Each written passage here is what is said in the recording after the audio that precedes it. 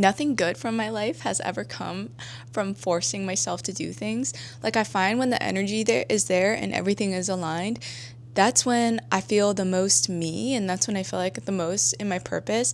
And if you're a woman, you probably resonate with this a little bit more, because I think there is a period in your life where you want to know how hard you can work and just how much you can do and how much you can accomplish. But for me, I burn out so fast whenever I do something that it feels like it's not aligned, and if I feel like I'm truly forcing something. And I think about, my past experiences, like the way that I made my first 100K, I stuck to a plan, but it was a very reasonable plan, and I didn't have to be perfect with it. And recently I've been doing like a similar plan with my content, and I just feel like it's absolutely draining the life out of me, like just filming way too much. So I really take this as an opportunity, like 4 weeks in, to be like, this data is so misaligned with the purpose that I started with in the first place.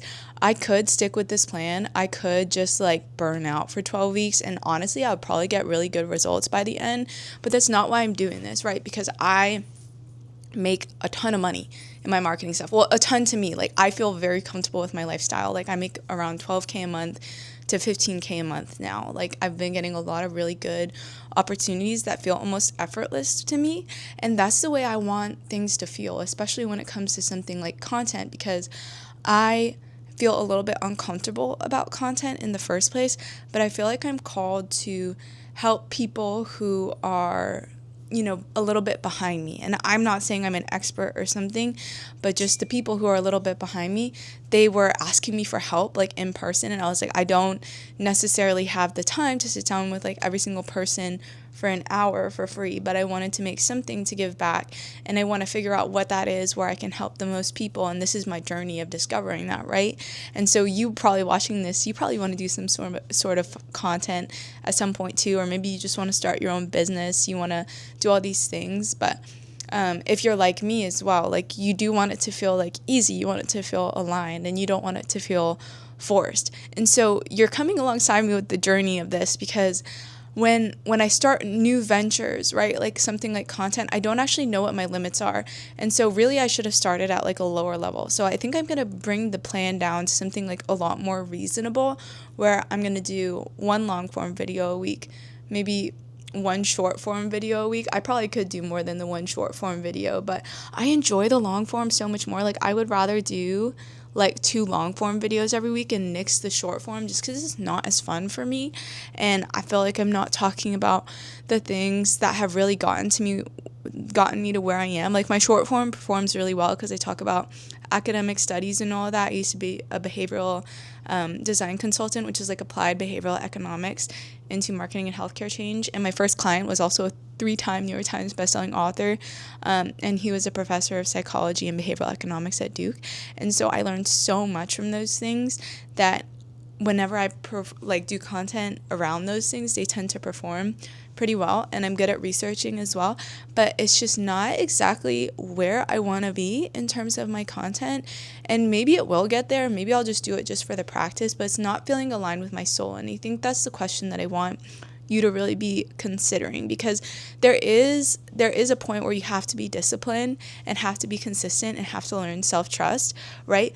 But when you get that initial base and it's like things are flowing, things are then coming a little bit easier, even if the work doesn't feel exactly like what you want it to feel like. Like, for me, when I got to that point where I felt like more secure within my own finances and my own career, now I'm like, okay, where is my real purpose? Like, where do I really want to help? And part of that is in my career, right? Like, I feel aligned with my career because I am so like, I do not want to be number 1 in a business, and that's just me. I want to be like numbers 2 through 6. I want to help the people who are building the business. I don't want all that responsibility for myself. And I think knowing yourself is so important, because people are always going to push you to be like, oh, you should want more and more and more. I know who I am. I know what I want, and I do not want all that responsibility. When it comes to kids as well, like, I am very cautious about having kids, and I didn't used to be like this. Like, I used to be like, if you asked me like a year ago, 2 years ago, I was like, oh, I want a kid so bad. Like, I want a kid like ASAP Rocky, because I don't want to not be able to have kids. And now I'm so like, if kids doesn't happen for me, it doesn't happen for me. Like, I personally don't want to go through IVF. Like, which is funny because I'm an IVF baby. But I do not want to go. I don't want a baby that bad. Like, I'll be okay if I don't have a baby. It honestly sounds like a lot of responsibility. And it is something that I want. Like, when I picture the end of my life, like, I picture like a family, but it's not something that I am like super, super attached to either. Like, what I want and what I want for you as well is to become the best version of yourself, because that's really the only thing that we can control, right? So I want to continue to get more emotionally regulated, more skilled, and all these sort of things, because I just feel like that's so much easier than focusing on all these other milestones around me. And it just makes me feel so centered and so at peace when I realize like the only thing that I really have to focus on is my own peace and my own contentment. And I don't know, it's just this really good feeling of just being able to just be. So if you don't have that, I really want that for you. And it's so funny because most of my friends, they have like multi-million-dollar businesses. That's just the type of person that I tend to attract into my life. Like, it's so funny because I don't want to say I don't care about those sort of things, because I do think that money can allow you to do a lot of good for people, but I'm not that person where it's like, if you tell me that there's a bunch of rich people at a party, that it's going to make me want to go to that party more. I'm like, why do you care about that so much? And not even like, I mean, I just don't think that that's a qualifier for me, unless it's like, okay, like all these people in the room are like, they have X amount in their businesses, so you're at the same level of them and you're going to have the same problems. Like, that to me is like valuable. But if you tell me that there's like a party that I'm going to for fun and the only qualifier is that people are like rich, I'm like, I want a room where if we're going to have money in it, like, I want the values to be aligned first. And that's not to say like people who don't want that are bad. It's just to say that I don't want the same thing, right? Because like no one's really good or bad. It's just like different values alignments. Well, I can't say that either, because there's like 10% of the population that's just like totally fucked. But for the most part, it's mostly like a values misalignment versus like good versus bad. And so my whole point in saying this is like, I don't try to force myself into doing different things. Like, I'll try to stick to things, but then I realize my breaking point as well, and I realize when I need to scale back and dial back. And so for you, like, even in your relationships, in your business, if you find yourself going into like an all or nothing sort of mindset, like maybe you're just doing too much. And that's the main takeaway I want you to take from this video, is like, you don't have to do too much. You can do something that maybe feels like a little bit less, like maybe it's not enough, but the quality is really good. And who's to say that this quality is amazing, right? But I feel so much more aligned in the messaging. I feel so much more energetic and present here with you. And so that to me is so important, because it's the energy that I personally want to feel. And at the end of the day, if we have that initial stability, which I do still think is really important. Like I said, there's a time where you do just have to push through. And that's kind of how I made my first 100K. But do I want my next 100K to come like that? Maybe not. Like, because now money's coming really effortless to me on that side. And so if I'm doing something like this, it's a new venture, I really want it to fill my cup. I don't want it to feel like it's draining. I don't want it to feel like it sucks. And that's kind of the key for me. That's where I want to go.